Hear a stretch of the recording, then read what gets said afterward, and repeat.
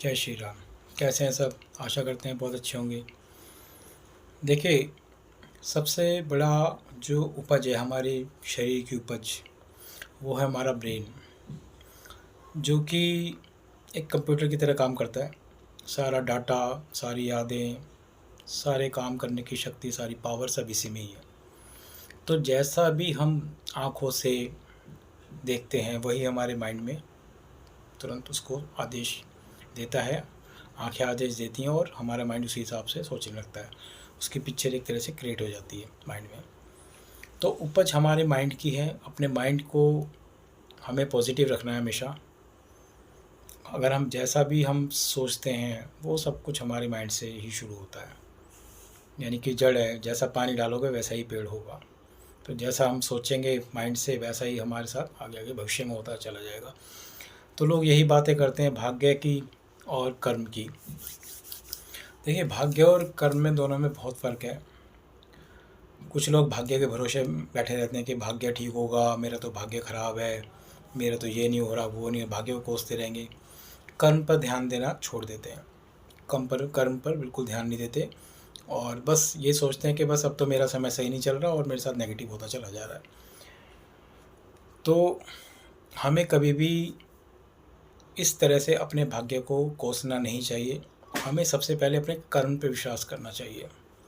Main हमारा जो है वो कर्म है।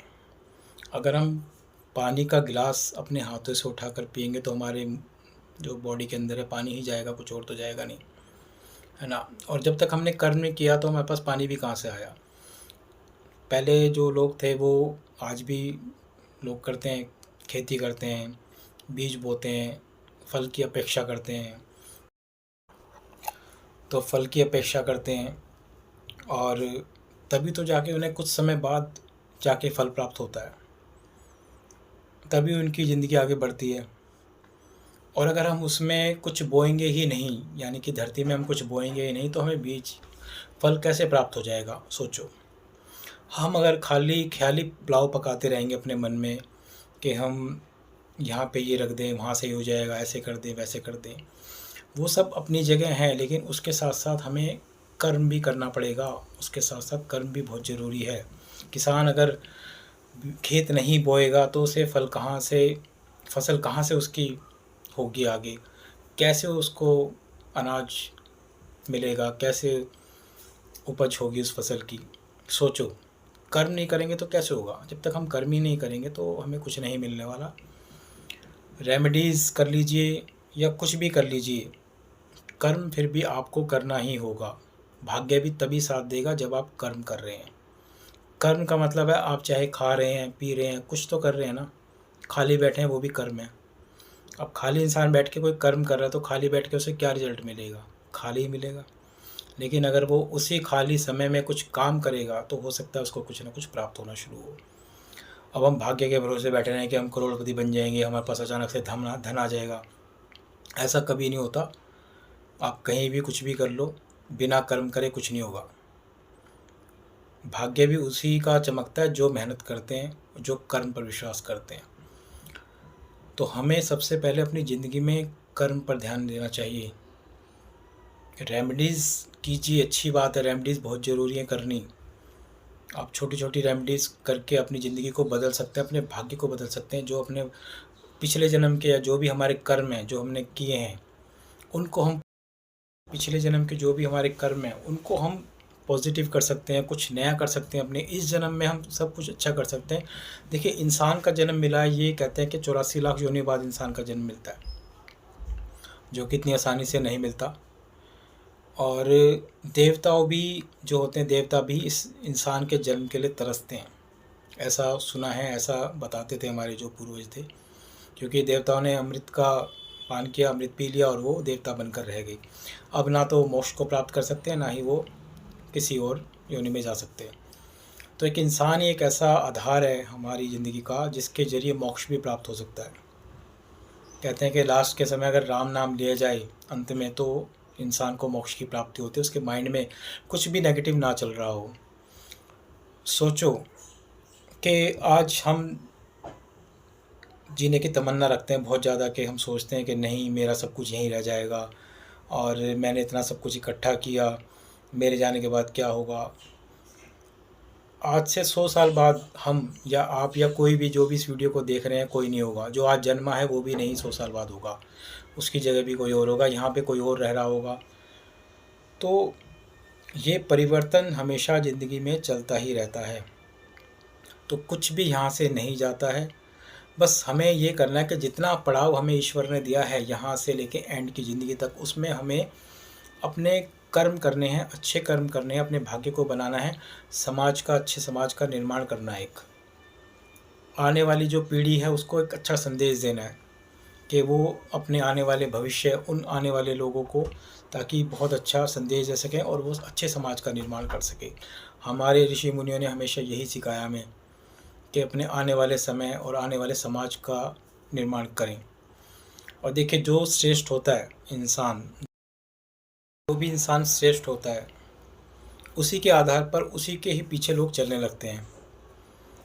उसी की ही जो जैसा उसका बिहेवियर है, जैसा उसका रहन सहन है, उसी तरह से लोग होने लगते हैं। तो ऐसा भी नहीं होना चाहिए कि इंसान एक गलत है और वो पैसे वाला है तो हम उसकी बातें मानना शुरू कर दें, उसके पीछे हम चलना शुरू कर दें, उसके जैसे बन जाए। नहीं, आपको उसकी तरह नहीं, आपको अच्छाई की तरफ जाना है। आपको गलत चीज़ों की तरफ बिल्कुल नहीं जाना, आप अच्छाई की तरफ जाइए। देखिएगा, शुरू में थोड़ी सी कठिनाइयाँ होती हैं इंसान को ज़िंदगी में अच्छे रास्ते पर, लेकिन आने वाले समय में जो आराम मिलता है वो शायद उनको नहीं मिल पाता जो लोग गलत रास्ते पे चलते हैं।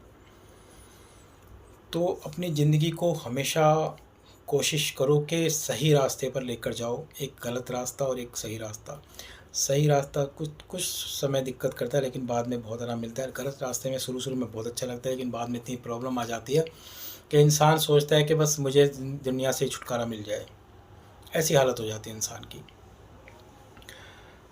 और रही कर्म और भाग्य की, जो मैंने बताया आपको, कर्म करोगे तो भाग्य बनेगा, बिना कर्म करे तो भाग्य किसी का नहीं बनता।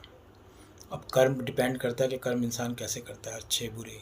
अच्छे करेंगे तो अच्छा होगा, बुरे करोगे तो बुरा होगा। यूनिवर्स हर चीज़ को सर्कुलेट करता है, हर चीज़ को सर्कुलेट करता है, आपके कर्म को, हर चीज़ को।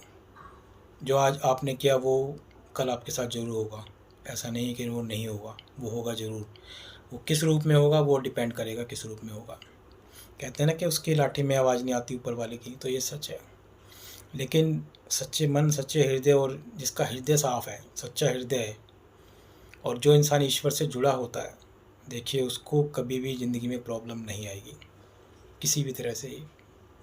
भक्त प्रहलाद थे, उनको कैसे ईश्वर ने, भक्त प्रहलाद थे, उनको भी ईश्वर ने, उनका भी काफ़ी साथ दिया। देखिए, हर तरह से साथ दिया, आँच तक नहीं आने दी। होलिका को वरदान था कि, आग का वरदान था कि जिसको भी वो जलाना चाहेंगी वो जल जाएगा, भस्म हो जाएगा। उनके पास ये वरदान था।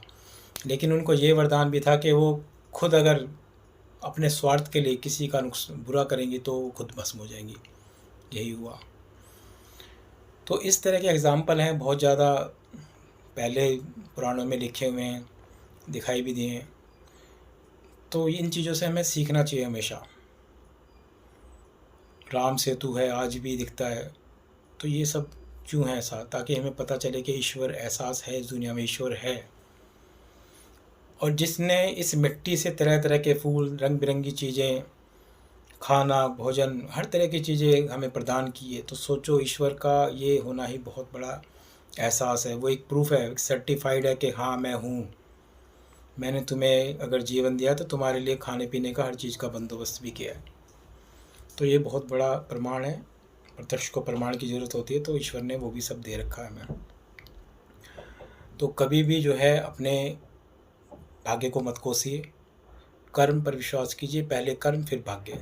कर्म करेंगे तो भाग्य ऑटोमेटिकली बनना शुरू हो जाएगा। बस अपने कर्म अच्छे करते रहिए, भाग्य आपका बनता चला जाएगा।